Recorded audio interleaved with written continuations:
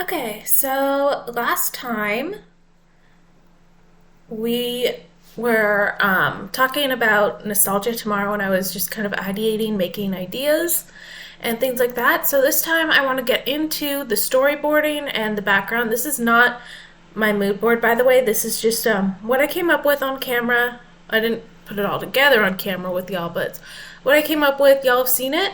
So this is a story of my line Nostalgia Tomorrow, and it's the idea behind it is that it's a dystopian future where people look into the past for their inspiration. Um, and so they look into like the freedom and the livelihood of the 1970s. So that's why it's got kind of a 70s inspiration, but with some neons and some and like lots of pockets and just dystopian little details here and there. It's got 3D printing, which is not dystopian in and of itself. It's actually kind of utopian, but it's more of a futuristic approach. So it's kind of like a retrofuturism, but usually retrofuturism focuses on the 50s and 60s. All right, this is the mood board. These were the main inspirations for my line, although looking at this now, I didn't really go with this. I guess I could, but again, it's a fall-winter line, so that would have been a little hard to do, but I did go off of this, and I do have my my inspirational research, which I will kind of glaze by because we're supposed to be focusing on sketches right now. But you might see some familiar things from my sketches there. And I have my sources here and at the end of the presentation for these images. Most of them are vintage off a website. Some of them are just going with the ideas of the 70s, but in a more modern way. Just flip through these real quick. Some of them you saw on the mood board, some of them you didn't.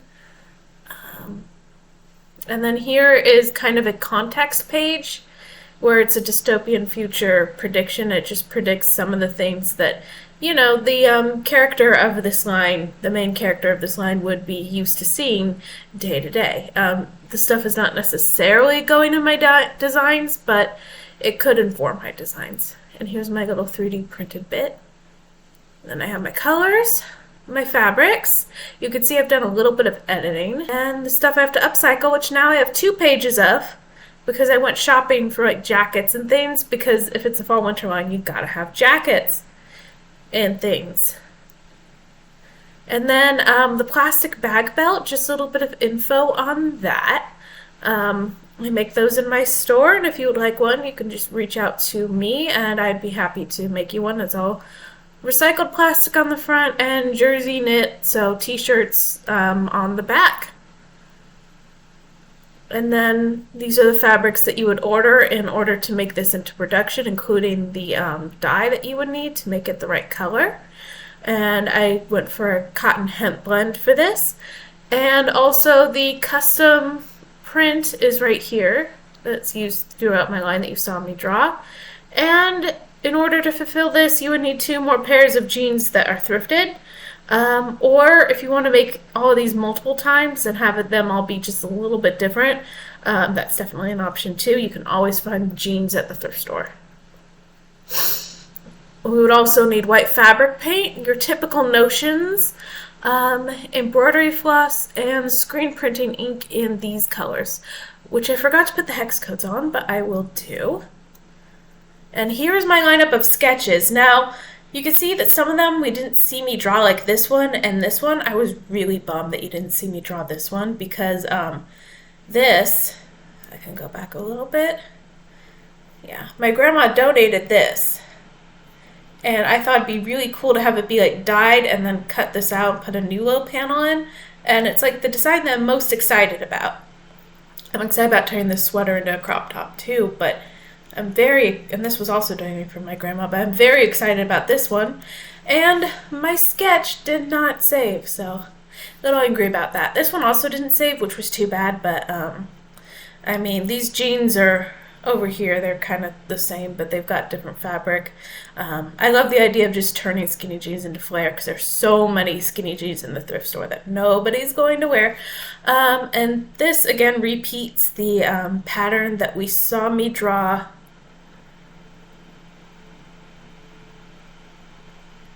Oh, I'm missing a design.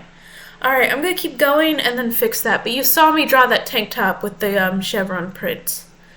And this one is my design where I take a button up and put denim sleeves on it. Obviously, this would not keep you warm. But again, I live in Georgia, so keeping you warm is not really high on my list of priorities. Oh, you saw me sketch this, but I did change the top to a corduroy just because it has more personality. It's got a little pocket there. It's got more personality, and it kind of brings in the corduroy from this vest and these pants and kind of ties it all together. Alright. Let's see if my missing piece is in the drawing. So it's supposed to be a tank top with the chevron there. If not, then I'll have to go back and add another drawing, which every time I shrink these down is kind of annoying. But that's not your problem, so I'm going to keep going. You can see I have this finished jacket, and that is the blanket from right here. So the idea is to upcycle a blanket. And then this is the little panel from that sweater that my grandma gave me. And the black outlines here are just meant to represent, I was about to say boning, but no, it's not boning. It's a fold over edge finish where I would be using, sorry, I blanked. Gosh, I know the word. Anyway, it's a fold over edge finish and it would be in black. So that's why I have this like little outline here. It was either black, red, a matching yellow, but I actually didn't like that, or white, and I really didn't like that. Anyway, you can see that I have the print right here. I have yet to make the technical flats, but they're in progress, and I'll put them here when I do that. And then this, you saw me draw this. I have it here again, but with the notion blown up so that you can really see how that works, and with the print down here. And then for this one, you can see the jacket. The jacket's texture right there. I've got the belt right there, a t-shirt here, which I decided to have this sketch have its own page and have like a t-shirt mock-up here, and the pants in this color. Print, excuse me, fabric, really. And then here you can see the embroidery close up. So I traced my designs. I think I showed this earlier in the video, and then just turned it into an embroidery. So these would be all over the jacket. And you got this pant here as well in this yellow fabric. And then this top would be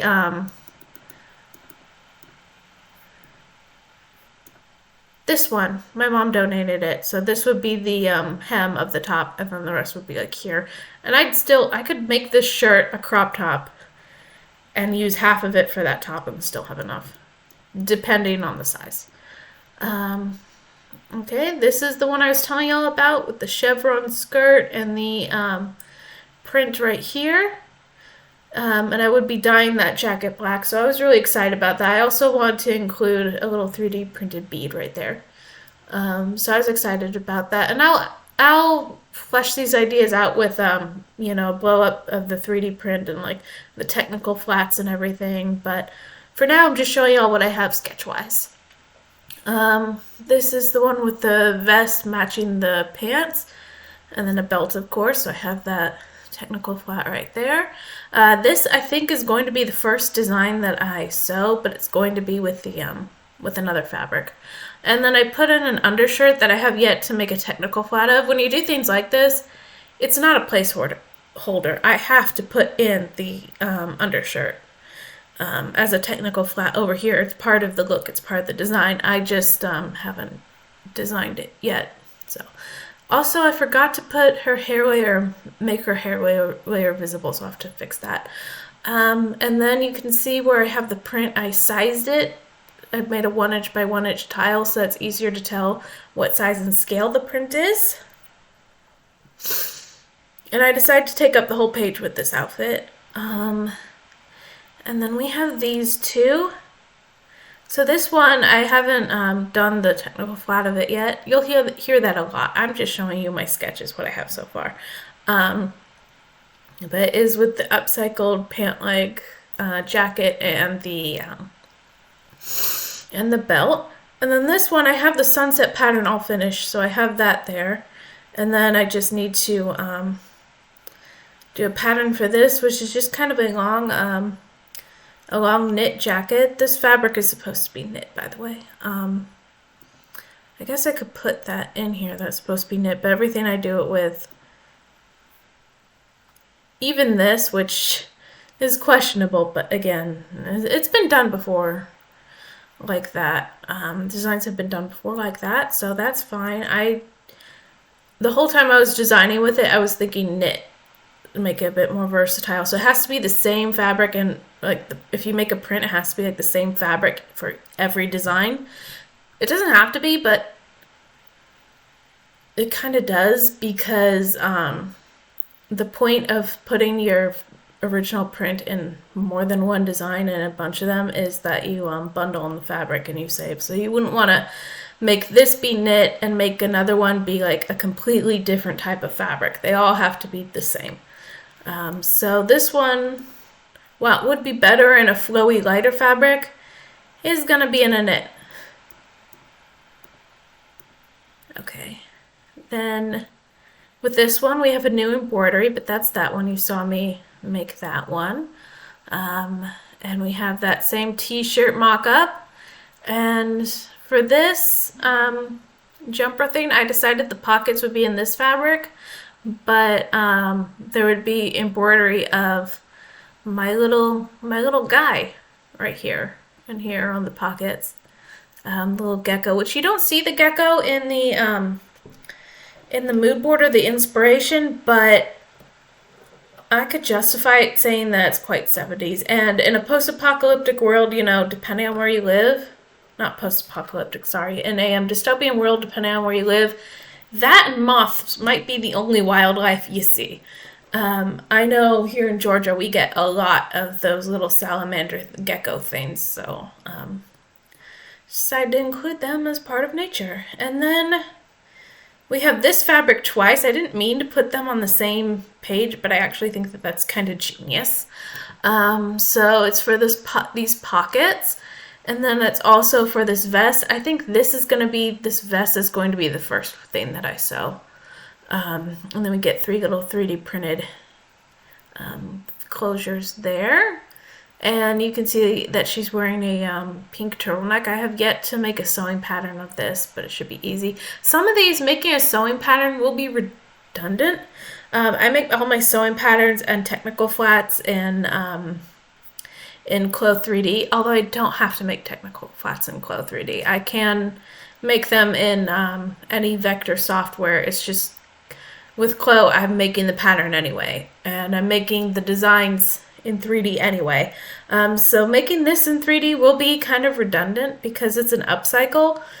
But I want the final slide that I present to be a little video of each of these designs walking in 3D. So that's why I'm going to do that, just to show off that I can do 3D as well. And then we have all my sources. So I am missing one. Let me fix that. This one, I knew I was missing it because I really, really like it, so I don't know what happened or why I forgot about it. But you can see the chevron pattern there, and these flowers would be just painted on with white fabric paint and pressed really good into the design. And then this skirt is kind of like a cargo skirt, kind of like a tight, straight down cargo skirt. The idea is that there would be a slit in the back for her to walk. So that will be more visible once I do my my Clo 3D walkthrough. But I thought I'd show this to you instead of putting it all on Canva and then showing y'all Canva again, because I have a few things to fix on there, so why not just show y'all? Plus, you get a bigger view of this.